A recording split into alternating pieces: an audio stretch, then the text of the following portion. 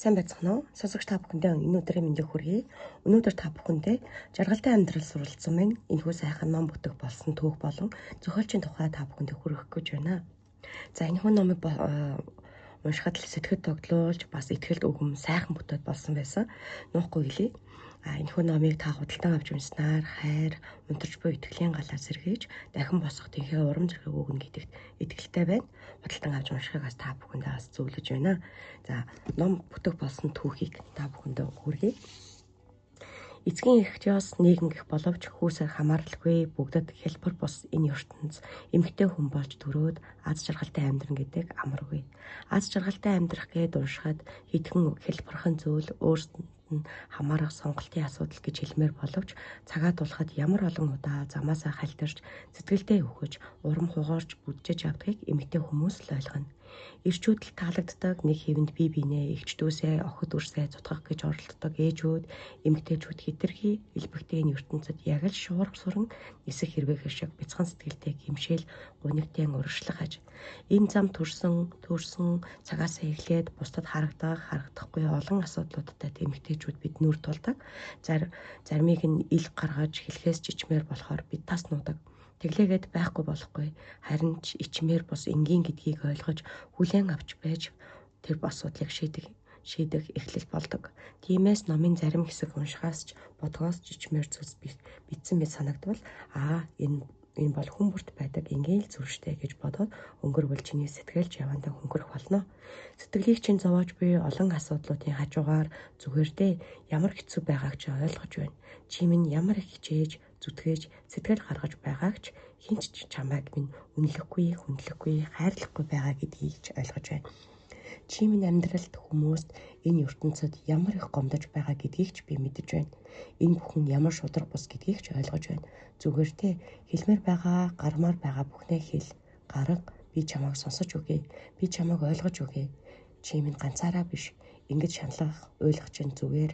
Тэглээгээд би чамд сүртэй юм гэж хизээч хэлэхгүй. Харин тийм ээ, уйл сайхан уйлчих гээд гараас ч натгана. Ингэртэй тэрвэрнэ. Чиний өнөөдөр туулж аваа бүхнийг арай өөр цаг хугацаанд ч гэсэн бяцхан бие зүрх сэтгэлээрээ туулж аваа бүх эмгтэй хүмүүс. Тиймээс чи минь ганцаараа биш. Бид бүгд чамааг ойлгоно. Хазар дээрх нулимсыг чинь арчиж, үсийг чинь илэнгээ зүгээртэй бүх зүйл сайхан болно гэд өхөөртөн харах увдэс ухааны дээд болсон олон сайхан бүсгүүчүүд бий. Чи ганцаараа биш гэж байнга мэдрүүлж аргадаж чадах цорын ганц хүн бол гагцхөө чиний доторх эхийн сэтгэл чинь юм шүү. Энэ амьдрал бол чиний амьдрал. Ам амьдралдаа хайрлах нь чиний хариуцлага. Тиймээс чиний гэсэн бүхэн чамд үн цэнтэй байж, чамаар хайрлуулж, нандинуулж энэ амьдралыг аз жаргалтай туулах болтугай гэсэн ном бүтэх болсон түүхээс та бүхэндээ хүргэсэн бол та бүхэндээ үргэлжлүүлээд зохиолчийн түүхийг хүргье. Жаргалтай амьдрал суралцсан минь бас өөрийгөө хайрлахад суралцсан 1095 хоног номын зохиолчийн тухай түүх. Зохиолчийн нэр нь Жулия Булган. Улаанбаатар хотод амьдарч байгаа олон мянган бүсгүүчүүдийн нэг бөгөөд түүний давуу тал нь асуулт бүртээ тасралтгүй хариу ирж олсон хариу болгоно алт мэд үнтэй ухаан болгон өөртөө шингээж чаддаг нэг юм. Тиймдээж амьдралынхаа туршид уншсан 100 ном, уулзсан сэтгэл засалж, лекц, бодит туршлага гээд өөрт нь мэрэгэн ухаан хайрлах бүх зүйлсээс сурчлан түүсэн мэдлэгээсээ энэхүү номонд багтааг бүсгүүчүүдтэй хүргэж байгаа нь энэ нь үгээр дамжуулан тэрээр бүсгүй хүн бүрийн доторх асуудлууд санаа зовж шимширч байгаа зүйлс нь баргад ижил бөгөөд бие биенээ ойлгон хүндлэхэд л шийдэхэд хичнээн хэлбэр болохыг харуулахыг хүсжээ.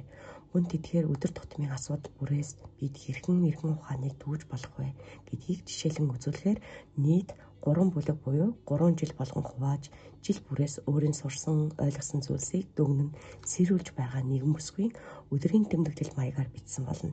Эмэгтэйчүүд өдөр бүр өөрийн сэтгэл оюун дахь бодол мэдрэмжээ буулган бичих нь бодлоо зэгцлэх, өөрийгөө танин мэдхэд хэрэгтэй зүйл болохыг ахин нэг удаа сануулж бүсгүүчүүдээ өдрийн тэмдэглэл бичдэг болоосай хэмээн тэрээр хүсч буй бүсгүүчүүдийн бие биенээ гэх хүндлэл дэмжлэг харилцан ойлголцол амьдралын баялаг хайр боломжоор дүүрэн жаргалтай болгодог гэж тэрээр итгэдэг гэсэн байна.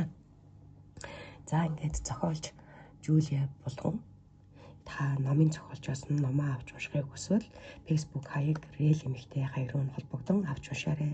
Жаргалтай амьдрал суралцсан минь бас өөрийгөө хайрлах суралцсан 1095 хоног гэсэн сайхан номууд маань уншаад үзэхэд худалдаад аваад зохиолчоос нь худалдаж аваад уншаад үзэхэд үнэхээр надад таалагдсан. Та бүхэнд ч гэсэн таалагдах байхаа гэсэн тиймэрхүү сайхан номыг та бүхэндээ зөвлөж байгаа шүү. За тэгээд Facebook хаягийг дахиалъя. Рэл эмэгтэй хаяг руу холбогдсон авч уншаарай. Тэгээд зохиолчоос нь өөрийнх нь номыг авч ус зохиолчтой урам зориг өөртөө ихтгэл төрн амьдралын хүчийг олж аваасай гэсэндээ жаргалтай амьдрал суралцсан байна. Номын түүхээс та бүхэнтэй хуваалцлаа. Анхаарлаа хандуулан сонссон сонсогч танд баярлалаа.